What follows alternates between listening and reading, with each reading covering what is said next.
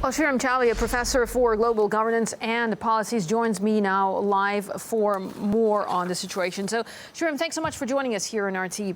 Well, with Russian jets teaming up now with Syrian troops on the ground, how much of a game changer do you think in the fight against ISIL is this likely to be? Oh, it's absolutely one more important element that's now joined directly. Earlier, the Russian government was supporting the Syrian state through military and defense supplies. But to have Russian jets pounding jihadist positions is going to be very, very critical. Because remember, the state cannot be allowed to collapse. And on that point, everybody is in unison. We don't want a repetition of the 2003 situation where the Americans occupied and then brought about complete dismantlement of the state. And I think the role of the Russian military here, I see, is to make sure that the jihadists don't expand. And it's not just ISIS. Remember, some of the Russian strikes have also hit other Islamist groups, which the West, unfortunately, is painting as moderate rebels. I mean, that's just a disgraceful terminology for barbaric jihadist groups, which are ISIS as well as non-ISIS. So I think we need to clean up all these elements in order to get towards a political solution. And that's the point. I mean, the Americans and the West have in the past enabled the rise of these jihadist groups in Syria. They want to control the narrative. They want to control the turf. And that's why they've been so upset about what Russia is doing. But in fact, as the whole region knows, as Iran is saying, as Iraq is saying, we need Russian support. Otherwise, it could well be a situation where the entire whole of Syria becomes a jihadist stomping ground. Well, Sreeram, just kind of to continue to carry on with the line that you were saying, that the U.S.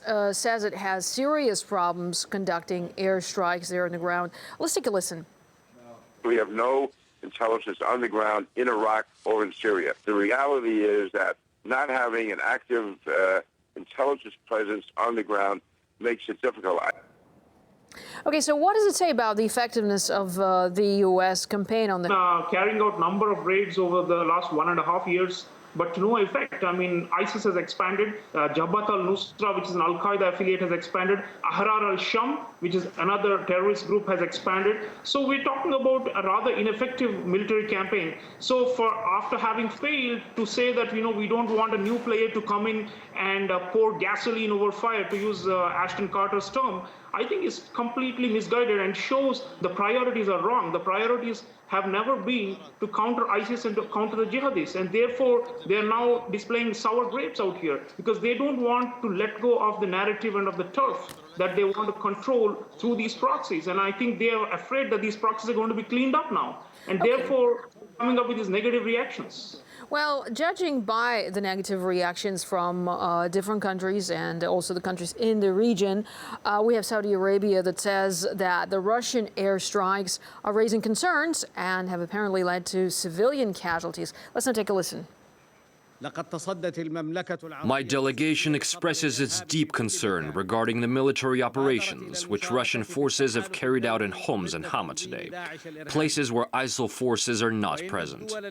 These attacks led to a number of civilian victims. We demand an immediate stop to these operations and for no recurrence. Now, at the same time, Riyadh is bombing Yemen, where civilians are bearing the brunt of airstrikes. So, how does it go together, basically, what Saudi Arabia says and what it does? Total double standards and hypocrisy, because Saudi Arabia and its Western allies have just scuttled an attempt by the United Nations to carry out a independent international investigation of the war crimes that have been committed in the bombing campaign in Yemen. So for them to now take the pious, moral high ground and say we are concerned about civilian casualties, which are mostly, as you have said, have been doctored anyway. I mean, how can there be civilian casualties in just like 24 hours of strikes that have just begun? I mean, we're talking about thousands who've been killed in Yemen, and now they are producing false, photographs and coming up with this new propaganda that there are civilian casualties from Russian bombing. I mean, this just shows they have no concern for life and have no value for, humanity. And that's what we are seeing in Syria. These groups, which are been butchering and killing and beheading civilians over the last 5 years, have been backed by Saudi Arabia. And here the patron is coming out and sermonizing. So I think we need to expose and to show the blackmail, because Saudi has also been threatening that if Russia gets in, we're going to increase our funding and arming for so-called moderate rebels. But we know that they have been financing hardcore jihadists. So we must be bracing for this new phase of the war where they want to control the whole narrative and control the whole space, be it opposition or be it regime. They want to control it, and they are now finding it coming out of their grasp. All right, Sreeram, unfortunately, we're running out of time here, so we have to leave it there. But thanks so much for talking to us here on RT International. Sreeram Chaulia, Professor for Global Governance and Policies, talking to us here on RT International.